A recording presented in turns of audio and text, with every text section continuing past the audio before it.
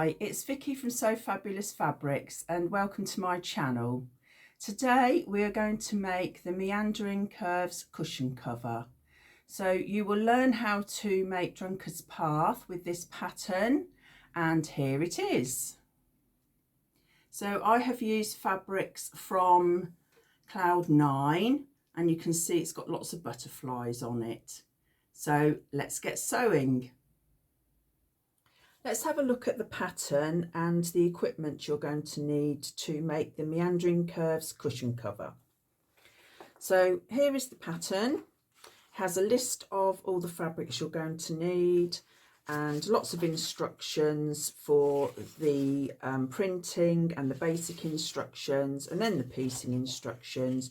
You've also got some tags for labelling the fabric pieces. If you want to cut those out, I find those really useful.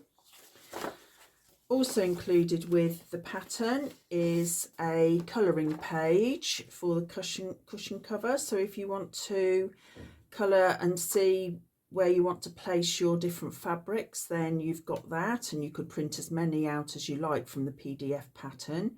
So you can try lots of different fabrics. And you've also got a template for the Drunkards Path unit. Then I've got 4 different fabrics. These are from Cloud9. If you're going to make it up as a cushion, you'll need some piping cord. I've got, excuse me, I've got 2 meters of piping cord, fabric scissors, rotary cutter, and lastly your quilting ruler. So that's all your equipment and fabrics you need for this project.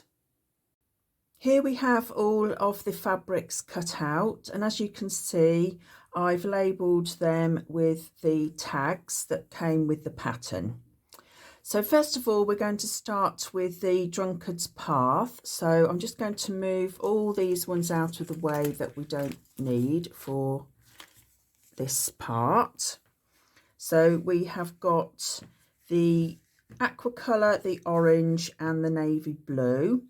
And we're going to need 1 of the orange and 2 of the aqua and 3 of the navy with the butterflies on. So I'll just get those ready. 1, 2, 3, and pop the little tags back on so as I don't forget which ones I should be using. That one, and then that one.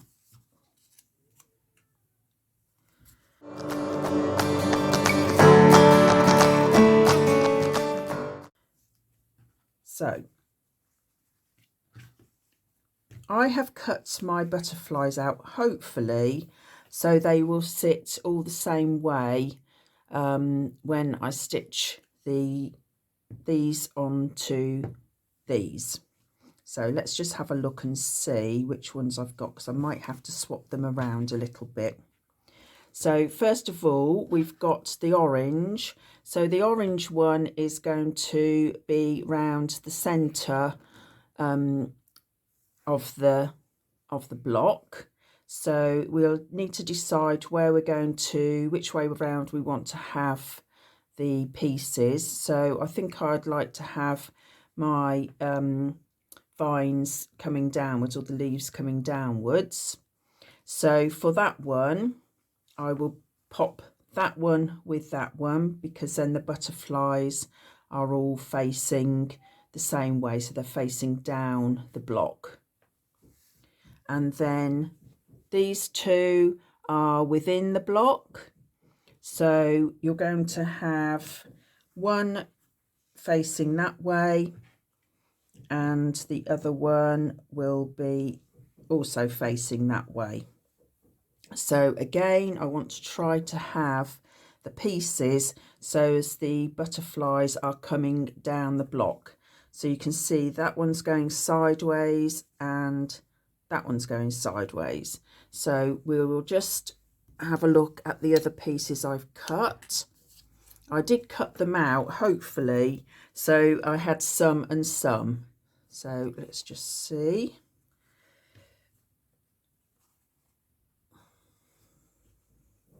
I think they're all going to be the wrong way. I'm hoping, oh, there we go. There's one there. Hands upside down. So there's that one. And there's another one there. So those are the 3 Drunkards Path pieces that I'm going to concentrate on. So again, I'll just move those ones out of the way. So let's do one at a time.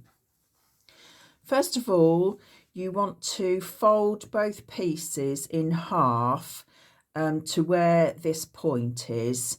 So I'm going to fold one piece right sides together and then just put a crease, just with your fingers is fine, down that centre. And then for this piece, I'm going to fold it wrong sides together. You'll see why once we've done this. And again, just put a crease down it. Now, if you wanted to use a pen, you could just mark where the top and the bottom of the crease is. It might just help a little bit to find where you're putting your pieces together. But we're going to do right sides together, and I'm going to put my orange piece, so this sort of funny triangular piece, on top of my circular piece. So we're going to place the 2 creases together and just make sure that your bottom of your crease meets the crease on the fabric underneath. And then we're just going to pop a pin in this top here, just sort of along that crease. Doesn't really matter if it's not quite on the crease, but you know, try and get it there as best you can.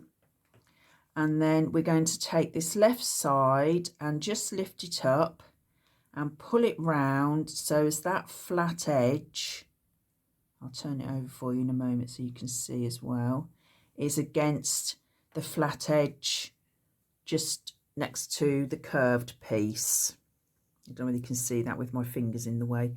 So that goes along that straight edge. So you've got 2 straight edges together, and we'll pop a pin in there.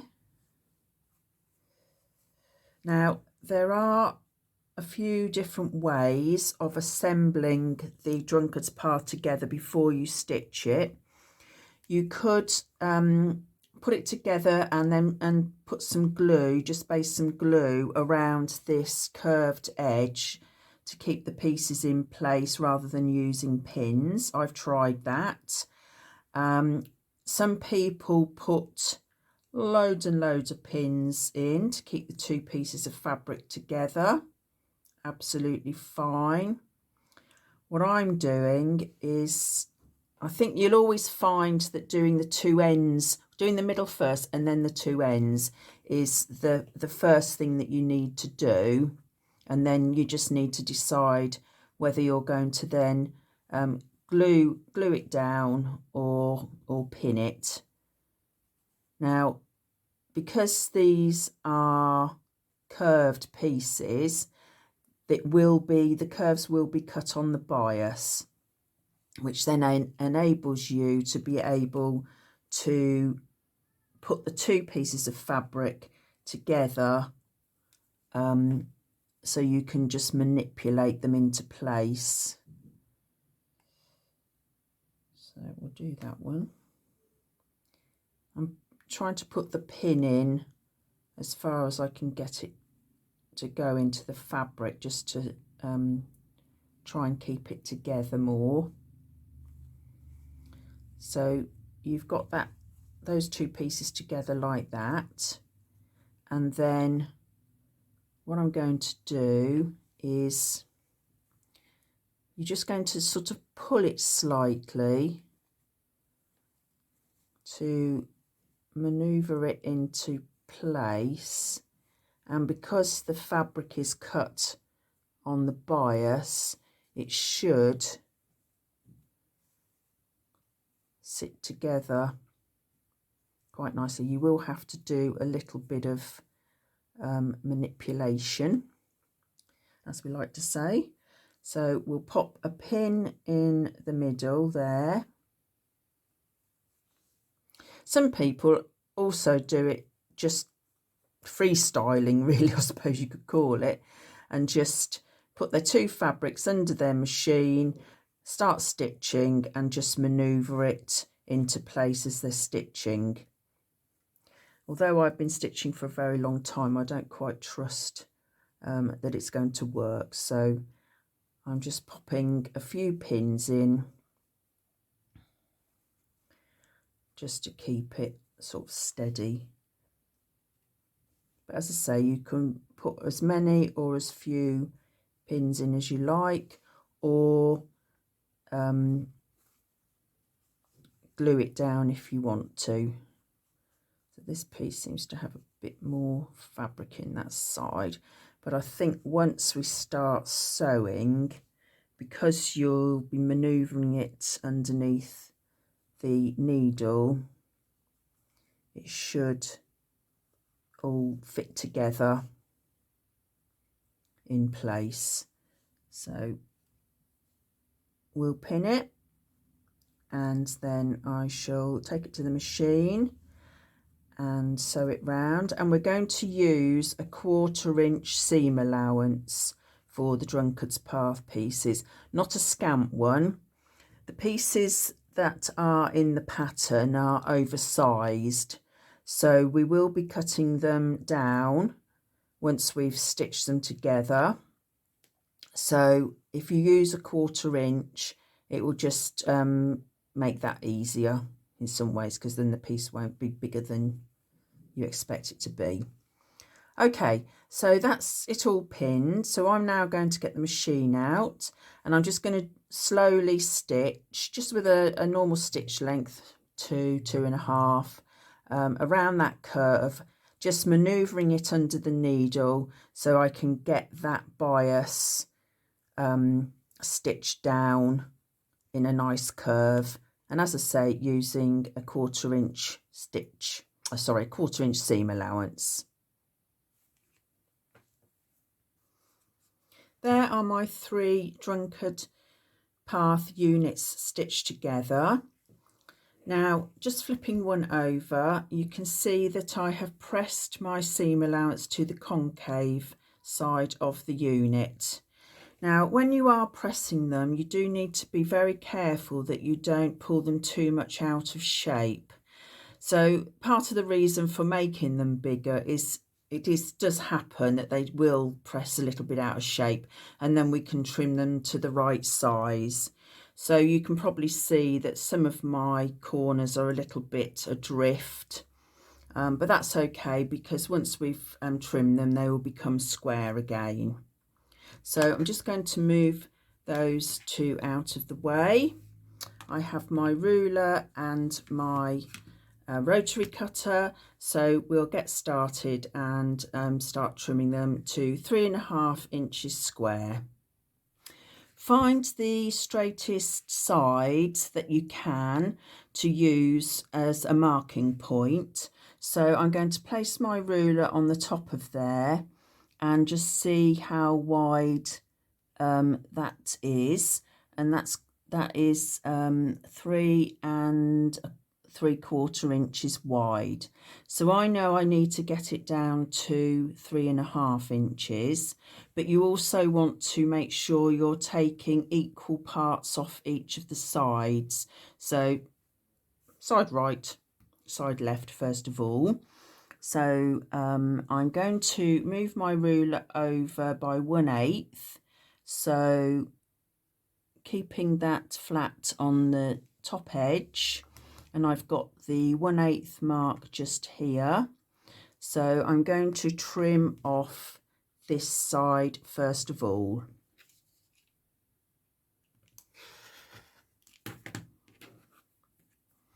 Then we'll turn it to the opposite side.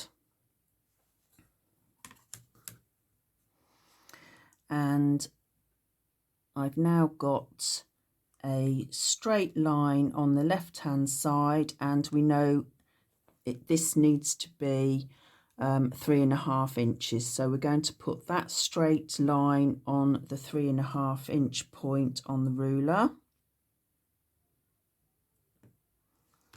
And then we will trim the excess off from there. And then moving to the two opposite sides, we'll just measure that top side, because that side is actually sticking out more, so it's wider. So that would be the best one to measure first of all. So we have got 3 7/8 on that top one. So we're going to need to take 3/8 off altogether. So I'm going to do, I'm not quite sure what that is in measurement, but it's going to be 1 whole eighth and half of the other one. So I'm just going to move that over. Hopefully you can see that that is in the middle. Just make sure that that straight edge is down the middle. And then we will trim that bottom piece off. And then flip it to the opposite side. And as I say, we know now that the complete piece has got to be 3.5 inches. So we will lay that ruler on the left hand side on that trimmed line at 3.5, and we will just trim that piece off. So there you have your first Drunkards Path block or unit trimmed up to 3.5 inches square. So I'm going to do the other two, and then we can start assembling the first quarter of our block.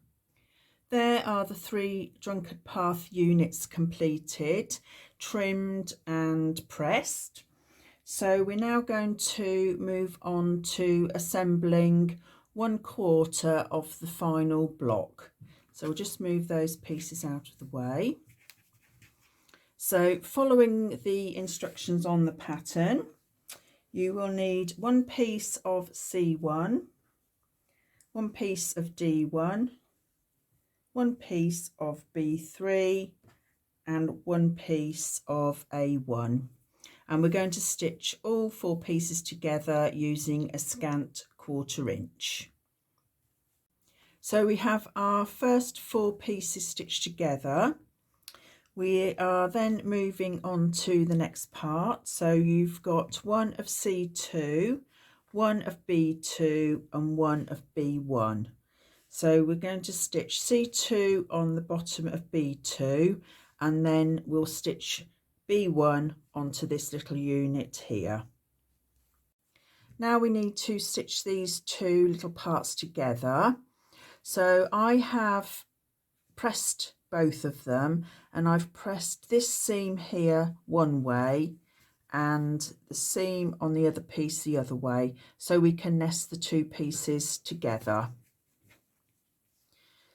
So just make sure I've got that round the right way,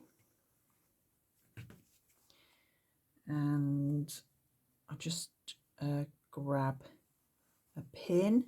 So we're just going to nest those 2 seams. You can feel them with your finger and thumb, so they hopefully when you stitch them they will sit together nicely. I'm just going to pop a pin in there, and then using a scant 1/4 inch seam allowance I'm going to stitch along that top line and then press the seam to one side. There we have our first 2 pieces stitched together. We're then moving on to the next step. So you'll need 1 piece of A3, 1 of the Drunkard Path units that you've already made, and A4. So we're going to stitch A4 onto the bottom of this Drunkard Path unit first of all, and then stitch A3 onto the left hand side of these two pieces. You then need to stitch B4 onto the bottom of the unit you've just made. Once that's stitched onto there, we're going to stitch this unit onto the bottom of the first one that we stitched. Here are those two parts of the unit or the block stitched together. So we'll just pop those to one side, and then we're going to move on to stitching the two Drunkard Path pieces together according to the pattern. And then we're stitching B2 onto A2, which will then be stitched on the top of this piece. Once that has been stitched on, we will be stitching it to the first part that we've already done. We've now completed the first quarter of our block.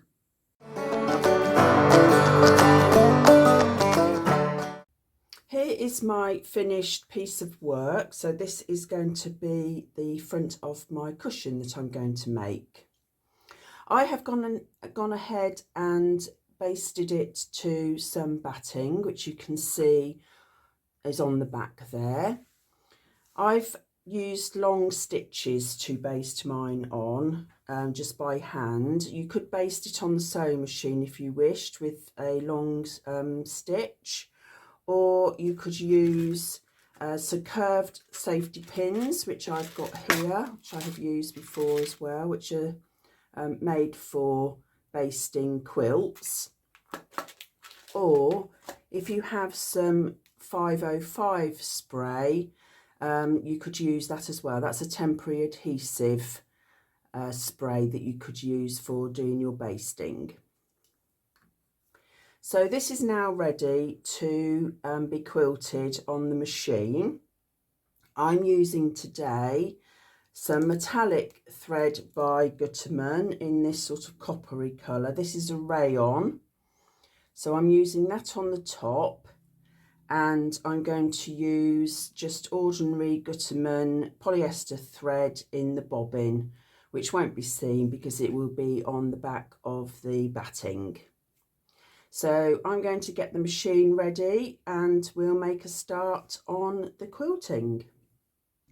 Let's take a look at the setup for the sewing machine.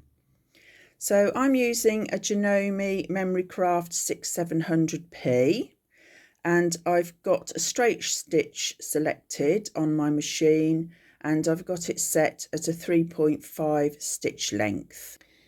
These are the 2 feet I'm going to use for the quilting on the cushion panel. This one is a stitch in the ditch foot, which I'm going to use to quilt along the centre of the lines of my design.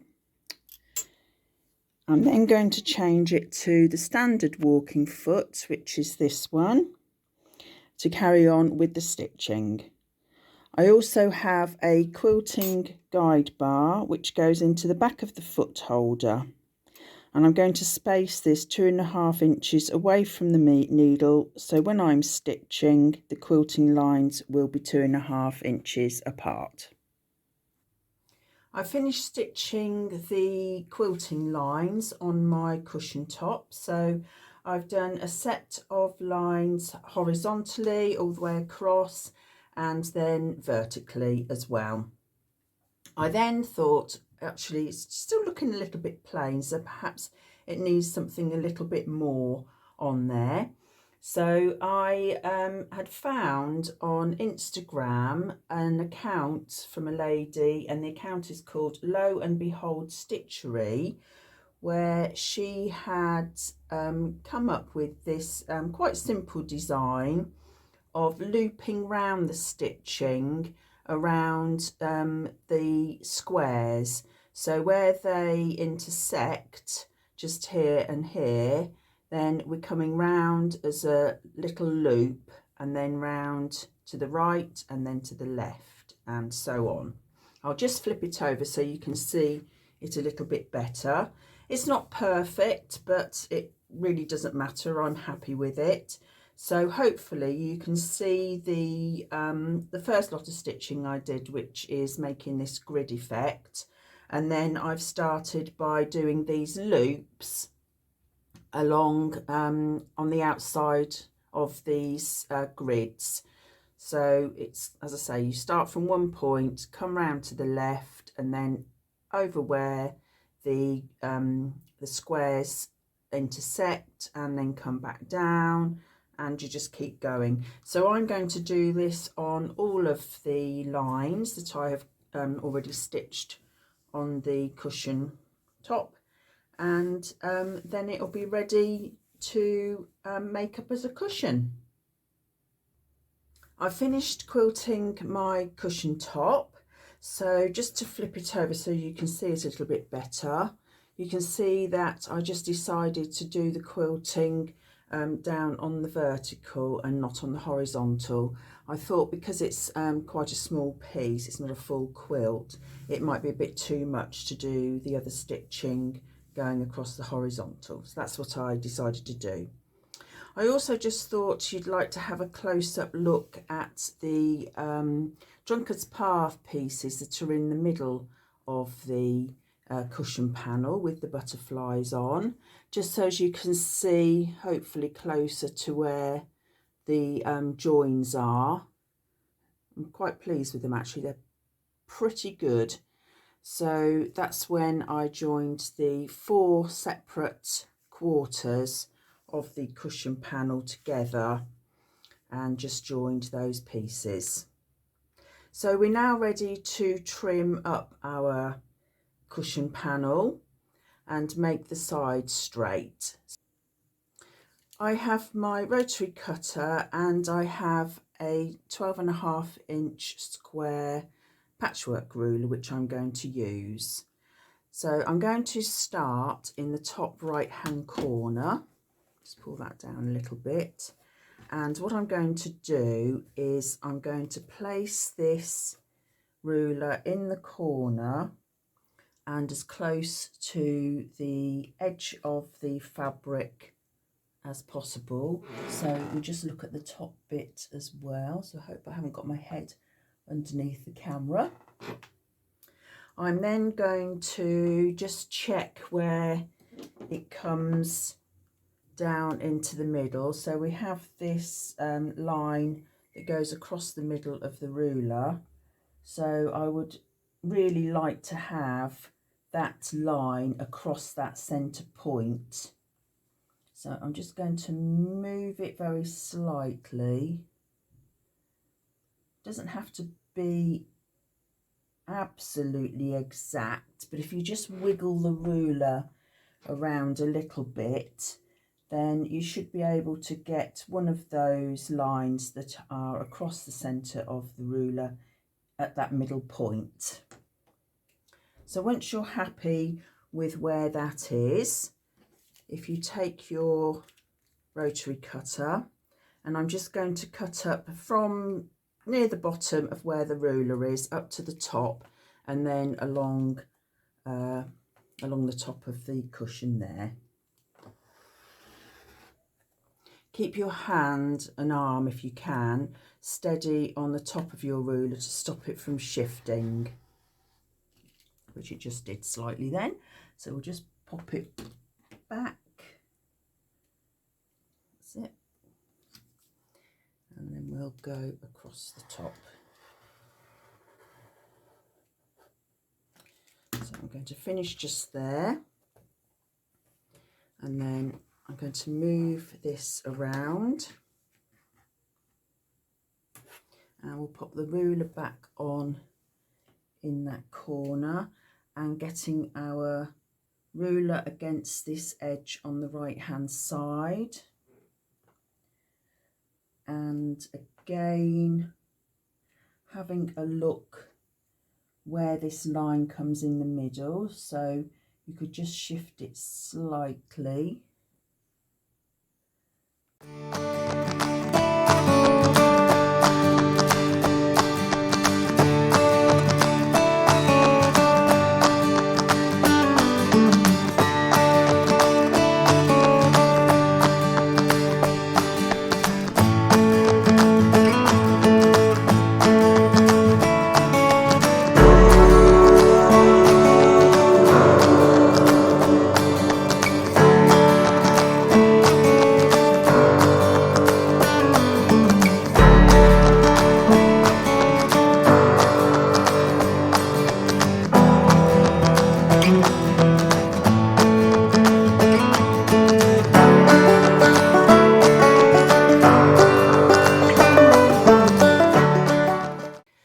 bias binding, you'll need a 15-inch square of fabric, and take it from one corner up to the opposite corner,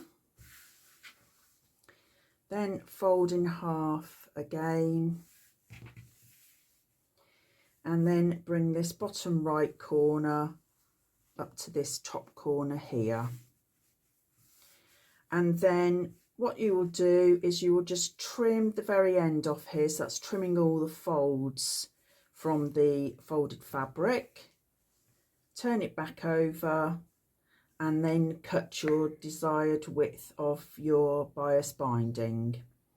For the piping for the cushion cover, I'm cutting mine at 1.5 inches, and I'm going to cut 3 strips from this, and that will be plenty to cover my piping.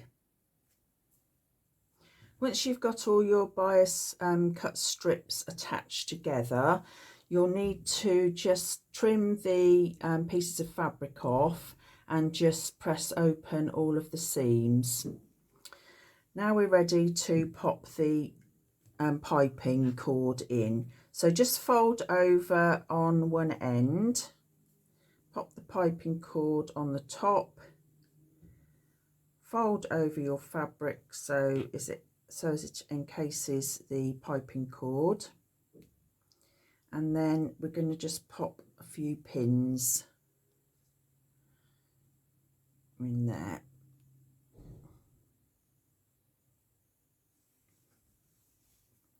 So I'm going to go along and just pin this every 3 or 4 inches just to keep it together, and then we will be ready to go to the sewing machine. We're now ready to stitch our piping. So I have my machine set at 2.10 for the stitch length and 0.4 for the width. I just want my stitching to be a little bit away from the piping so it doesn't show when I stitch the piping onto the cushion.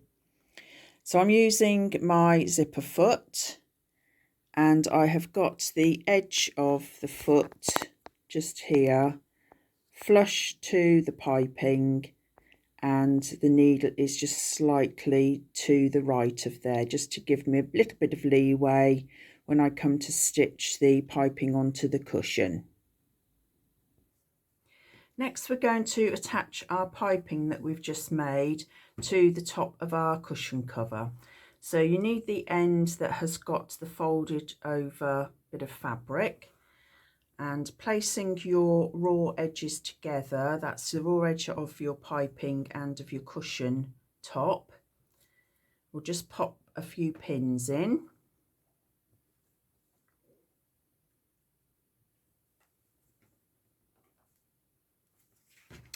And then when you get down to the corner, you need to make a few cuts into your flange part of the piping, not all the way to the stitching. And then what we're going to do is bring that round and make it into a corner, into a rounded corner. So again, just keeping the raw edges together. Pop another pin in there, and then when we come to here, we'll just bring that around, and I'm going to pop a pin in there, and then we'll need to pop some more pins around here because we need to keep it steady and flat when we're stitching it on the machine.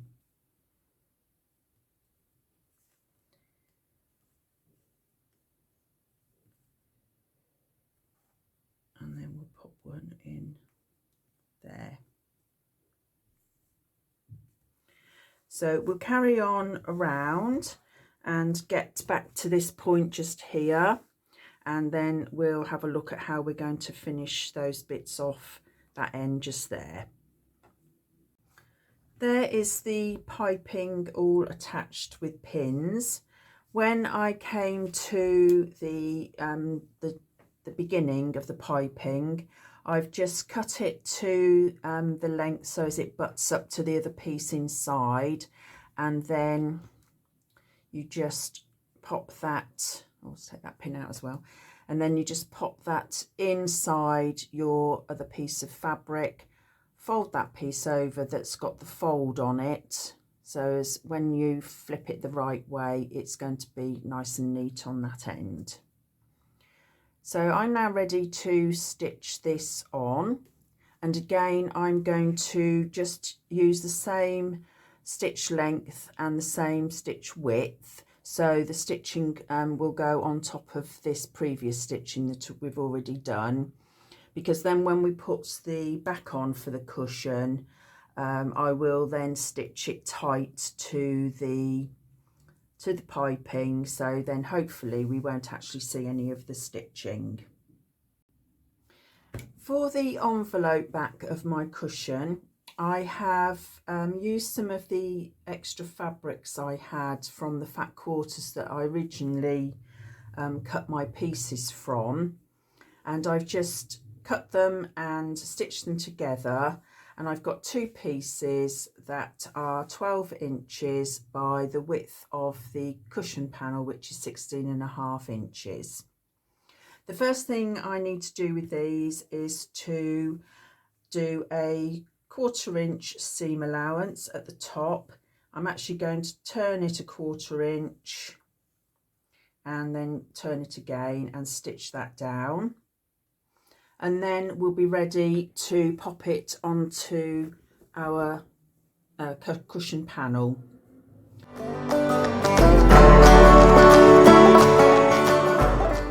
There are the two pieces for the back of the cushion pinned onto the front, so you've got right sides together. So just to show you, that's the envelope bit just there. So now going to stitch this on using the zipper foot again, because we need to get as close to the piping that's inside that we possibly can. So I'm going to be setting mine at 0.1 for the stitch width. When I sewed the piping together, I did it on a 0.4. So hopefully with the 0.1 we will be right up to the piping, and fingers crossed there won't be any stitching showing on the other side. So let's get that sewn and then we will be almost finished. There is the back of our cushion cover all finished. So there's the envelope opening. So we'll just flick it over, and there is the completed front with our piping all secured flush to the cushion top. It's looking really good. Okay, so now we need to put the cushion in. So I've got a 16 inch, which is about a 40 centimetre square cushion pad. So we'll just pop that in.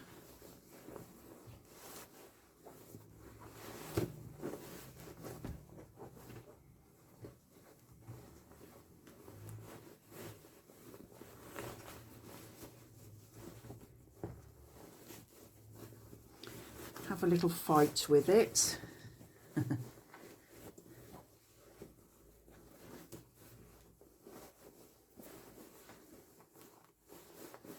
And push it into the corners. I just like to give it a bit of a shake. Try and get it into those corners. There's one there that's not quite in.